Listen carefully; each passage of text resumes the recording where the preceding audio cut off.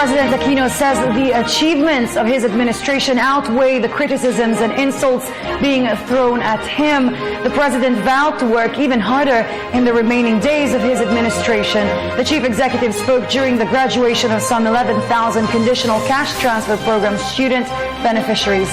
Elena Luna with the details. President Aquino called on the beneficiaries of the Pantawid Pamilyang Pilipino to continue the reforms of the Aquino government as he faced about 11,000 PPP high school graduates of the National Capital Region at the Araneta Center in Cubao, Quezon City.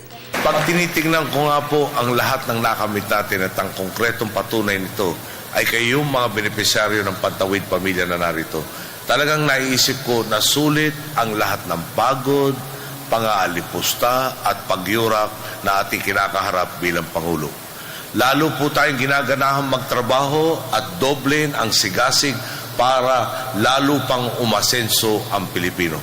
Totoo, lalong tumitibay ang aking that the Filipino is definitely worth fighting for. Sa araw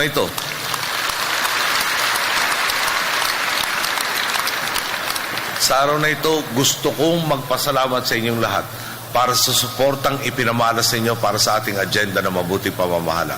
Walang duda, mga boss, kayo ang gumawa ng pagbabago at kayo rin ang magpapatuloy nito.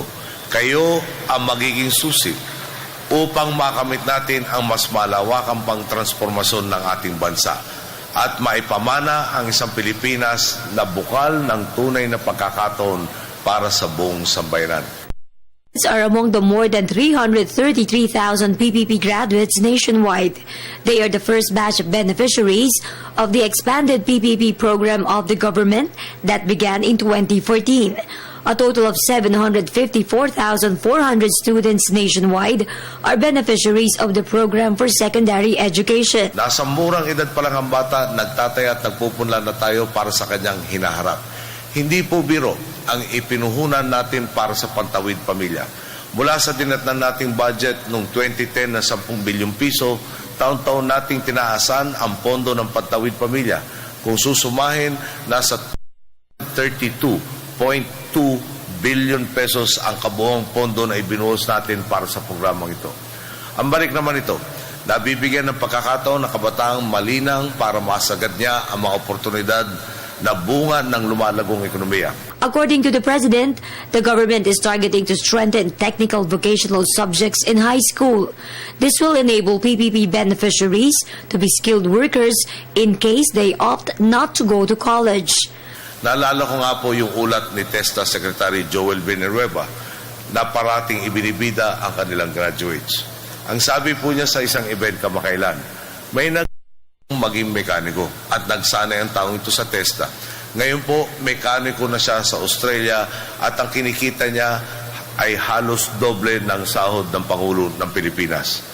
Naisip ko nga po, siguro kung nag-training na lang ako para maging mekaniko sa ilalim ng TESTA, maabot ko rin pala ang sahod niya at hindi pa ako sasalubungin ng araw-araw na panlalait na makulang sa pansin. This is the second leg of the celebration of the graduation of PPP high school beneficiaries. The first leg was held at PICC last April 9, where more than 3,000 high school graduates attended. For the People's Television, Elena Luna.